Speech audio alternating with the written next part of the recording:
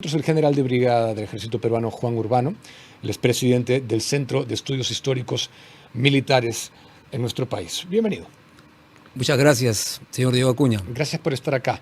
Un par de temas que quiero hablar con usted sin falta. Fue dado a conocer ayer un comunicado del coronel Juan Carlos Liendo, asumo que lo ha leído, alarmante. Lo primero es obtener su lectura. ¿Leyó el comunicado? Sí, he visto un comunicado en relación a la situación actual que está. Con una utilización de un lenguaje gráfico de crisis extrema, ya de un punto ya de no retorno. Y yo quería obtener su lectura respecto a considerar que es exagerado eso, es certero. ¿Qué opina?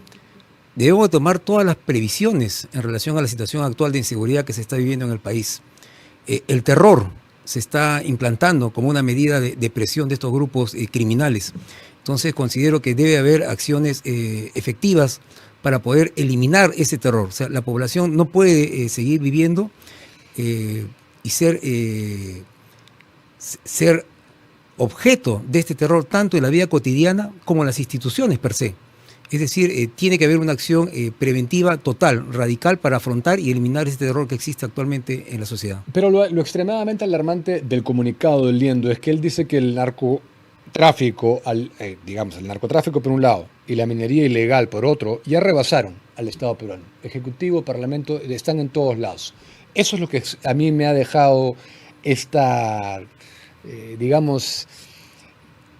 sensación de que hay algo que realmente no sabemos a cabalidad, ¿no? Respecto a la realidad de la situación.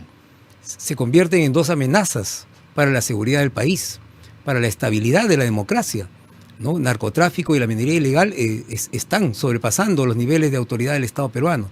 Y el Estado peruano tiene las herramientas necesarias para poder combatirlas en extremo y no dejar que estas avancen cada vez más. Bueno, usted ha vivido evidentemente la época del terrorismo, ¿no? Eran dos enemigos que sabíamos quiénes eran, por lo menos Sendero y el MRTA. Ahora pareciera haber cambiado el enemigo. Pero lo que hemos visto ayer en Trujillo es un acto terrorista. En eso creo que no estoy exagerando. Efectivamente, totalmente terrorista, y es un acto contra el Estado peruano, porque va contra un poder del Estado peruano y también contra la sociedad. Es decir, la amenaza ya se ha extendido a todos y en todos los niveles, y esto no puede seguir avanzando. Tiene que haber medidas radicales para poder detener esto. El congresista Diego Bazán dijo que esto nos recordaba a los días de Tarata, ¿no? de episodios que mi generación desde luego vivió cerca. Pero, ¿quién cree que está detrás de esto? Bueno, hay muchos factores que están detrás de esto, definitivamente. Está lo que ya se ha dicho, la minería ilegal, están también el narcotráfico, están otros actores que hay que identificarlos. Debe haber acá una operación de inteligencia muy perspicaz para poder llegar a los autores de esto, ¿no? Y poder ver de que esto no es solamente personas, ya hay organizaciones criminales que están detrás de esto. Entonces esas organizaciones criminales están haciendo uso del terror y hay que ser catalogadas como organizaciones terroristas. En un momento tiene que haber una decisión de esa naturaleza. Pero vuelvo, general, un poco al comunicado de Liendo, en el sentido de que estamos en un año preelectoral ya. Y él aborda el comunicado desde la óptica del anuncio, el 12 de abril, del proceso electoral. Y de los peligros que enfrentan la clase política, obviamente en los cargos, como candidatos también, actores de la sociedad civil, periodistas. Entonces, voy por el lado de que Dina Boluarte en teoría se va a quedar hasta el 28 de julio del próximo año. Entonces, si es que las cosas siguen como están, no tenemos absolutamente ninguna esperanza de escapar lo que él dice que va a suceder. Ese es el riesgo. Ese es el riesgo y eso es lo que hay que afrontar. O sea, tiene que haber, la sociedad peruana tiene que organizarse y tiene que haber también la respuesta del Estado. O sea, hay que exigir, considero yo, al Estado para que dé respuestas claras ante estas circunstancias. No puede seguir avanzando. Bien, para no quedarnos en ese tenor, porque usted aparte es presidente del Centro de Estudios Históricos Militares, también he querido saber la relevancia que considera tiene. Esto ha sido un acto muy celebrado a nivel internacional también, la develación de Francisco Pizarro en el pasaje Santa Rosa, al lado de la municipalidad. ¿Qué reacción le produce eso? Mire, la figura de Francisco Pizarro siempre es polémica en el Perú, definitivamente, ¿no? La primera estatua se instaló en 1935 frente a la Catedral de Lima. Fue el propio clero quien quiso que se retire esa estatua. Y de ahí pasó a la esquina de Palacio de Gobierno, lo que se llamaba la Plaza Pizarro. ¿no? Estuvo mucho tiempo ahí y después terminó en el Parque de la Muralla casualmente con el alcalde Castañeda Locio. Ahora ha retornado. O sea, a Pizarro se le debe ver bajo diferentes ángulos y uno de los ángulos de vista de Pizarro es que es el representante de la conquista. Es el conquistador quien está ahí, Pizarro. Entonces habría que preguntarse, ¿no? Efectivamente, ¿es necesario que esté la figura del conquistador en esa magnitud? ¿No? También podríamos colocar la figura, por ejemplo, del rechazo a la conquista, que se inició desde 1536 con Manco Inca II y los incas de Vilcabamba. Entonces, estamos pues ante figuras polémicas de la historia. Es real lo que sucedió en la historia, una conquista. Es real el mestizaje, nadie lo duda. La figura más representativa del mestizaje podría ser la hija de Francisco Pizarro, o sea, Francisca, la hija. Entonces, considero que ha abierto un canal de polémica que tal vez nadie lo esperaba. Pero, ¿cuál es su opinión? Eso es lo que quiero saber. ¿Es bueno?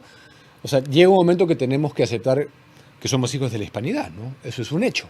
Es un hecho que el Perú es un país mestizo, pero el Perú también es una suma de la historia. El Perú es lo andino, más lo hispano, es ambos. Entonces considero que no se debe dar relieve más a uno que a otro, son ambos, es la sumatoria. Entonces en este caso ha abierto una polémica de casi 90 años atrás, ¿no? Entonces que nadie lo había vuelto a tener en cuenta. ¿Quién debería faltar entonces en su opinión?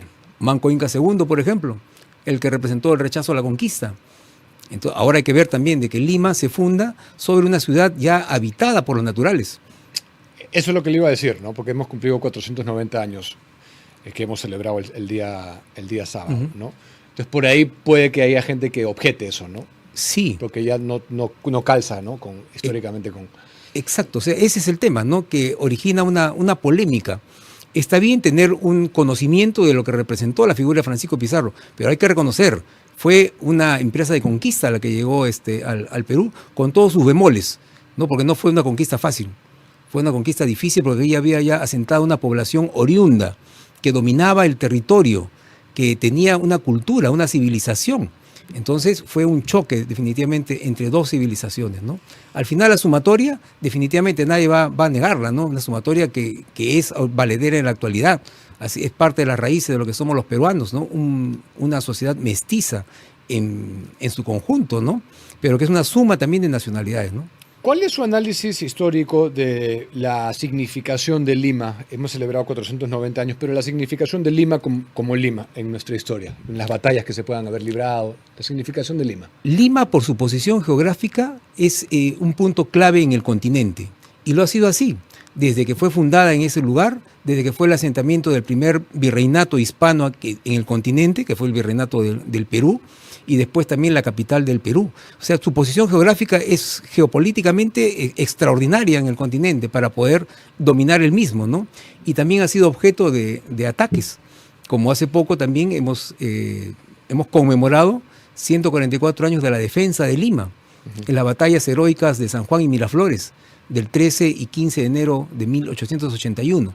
Es decir, Lima siempre ha sido una joya en la historia y tendrá siempre su lugar preponderante. Y en la actualidad vemos cómo la posición del Perú es expectante en lo que se viene en los años más adelante, ¿no? Con todos los nuevos, el megapuerto, el aeropuerto internacional que vamos a tener acá en Lima, por su posición geográfica es fundamental. O sea, Lima siempre es importantísima en la historia del Perú y del continente, y del mundo, diría yo también.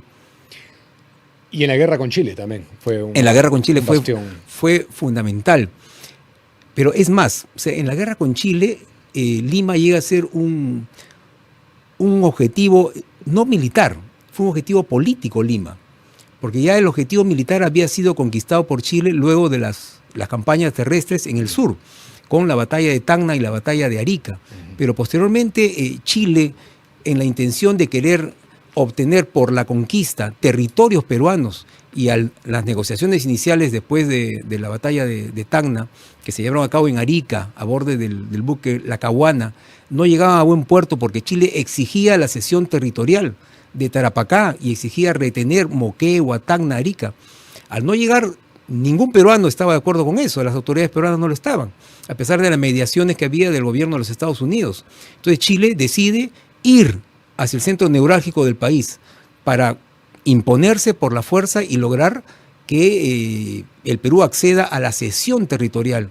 Envió expediciones punitivas primero hacia el norte. El norte fue saqueado en septiembre de 1880, antes de saquear Lima.